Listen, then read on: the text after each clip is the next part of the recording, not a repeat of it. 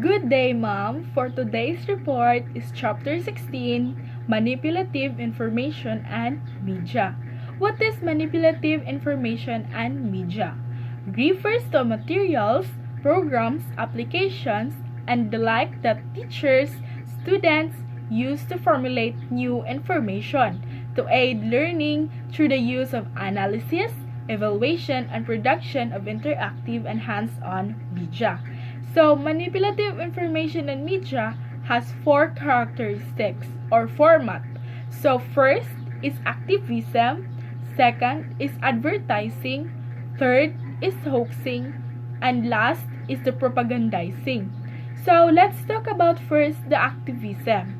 Activism is the practice or doctrine that has emphasis on direct vigorous action, especially supporting or opposing one side of a controversial matter.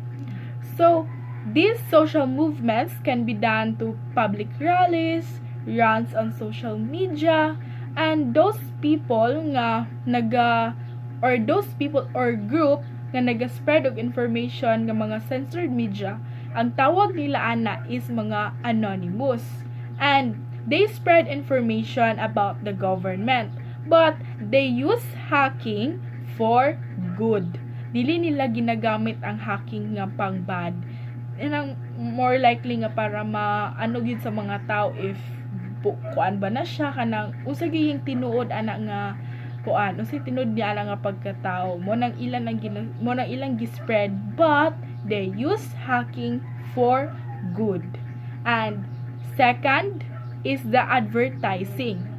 Advertising is the action of attracting public attention to something, especially through paid announcement for products and service.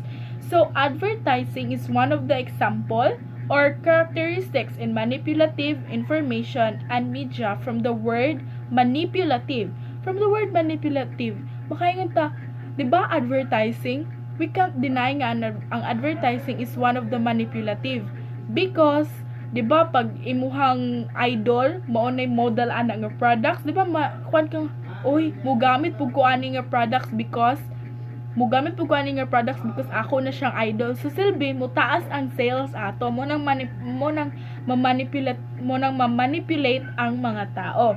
And mostly nag-use ani nga mga kuan, mostly comply or naga-use aning advertising is katong mga negosyante nga that own most big nga mga company na and can afford to advertise through social media and through the internet. Katong maka-afford na nga mga business nga, for example like mga brilliant nga mga company, di ba? Daghan na sila gipangkuha na mga mga artista or mga influencer, tapos ilang ginabutang sa mga billboard, mga ingon na, di ba mahal kayo ng billboard, right? Mahal kayo na magpa-billboard, mahal kayo ng kuan nimo nga muna na siya bago nga model, mga nang bayaran na biya gyud na siya ron, dili na biya libre ang tanan karon, di ba?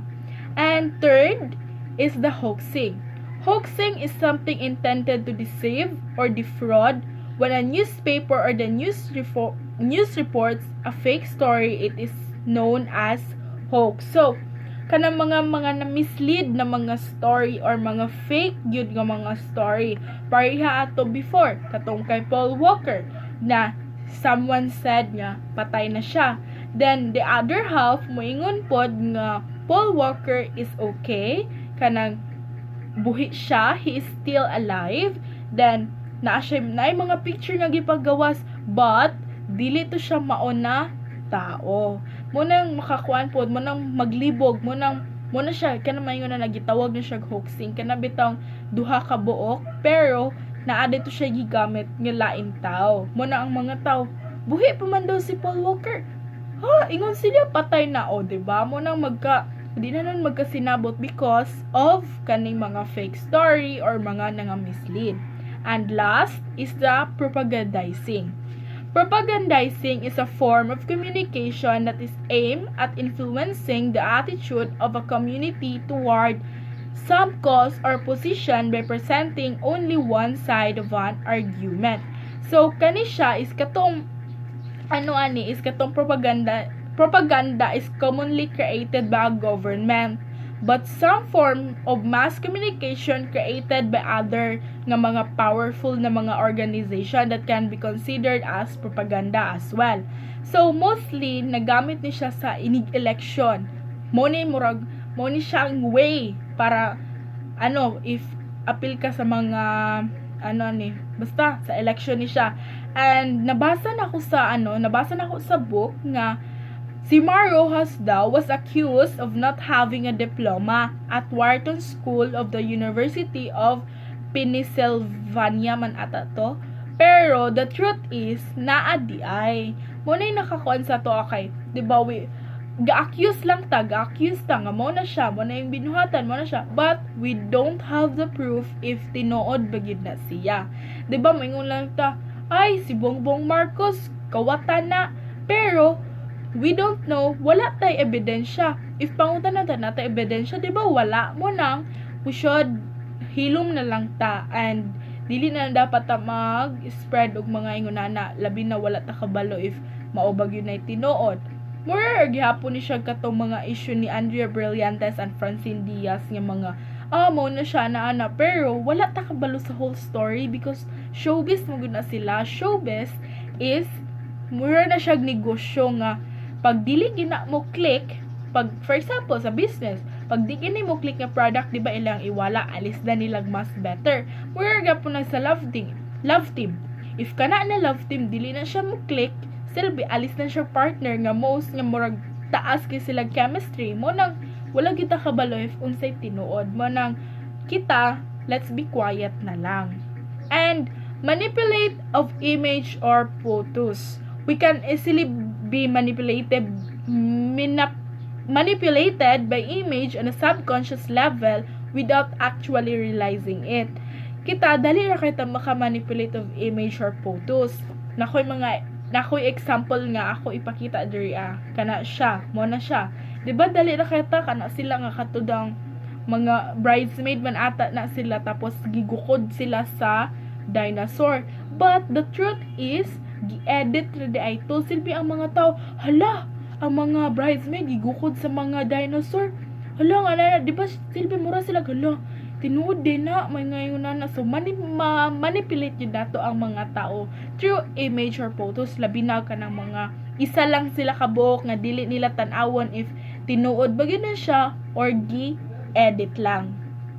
So by the way, naapaday ko isa ka example na mahatag sa inyo sa manipulate of image or photos. Kaya siya nga example nakita na ko ni siya sa book, which is nga katudang sa newspaper man to siya, pero dili na ko maipakita sa inyo karon kay gitry na ko og search sa Google sa iyang mga photos but wala ko'y makita.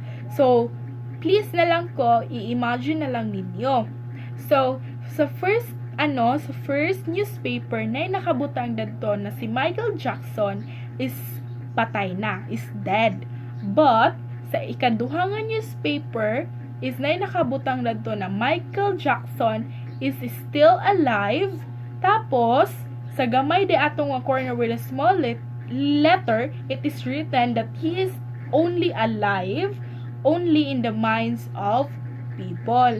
Silbi ikaw, if idol nimo si Michael Jackson, masakitan ka diba na wala na siya, he is dead na, but kato nakita nimo sa ikaduha nga newspaper na si Michael Jackson is still alive, but wala nimo gitarong og basa nga naday nakabutang dito sa kilid, nga he is only alive in the minds of people. Silbi ikaw, hoy buhi pa, silbi kana idol gud nimo, moingon ikaw, hoy buhi pa si Michael Jackson ay nakabutang sa newspaper mo nang buhi pa siya, yung idol po dito niya si Michael, ay buhi pa dahil siya, sige palitan na kay nga buhi pa, tungod anak ng newspaper buhi si Michael Jackson.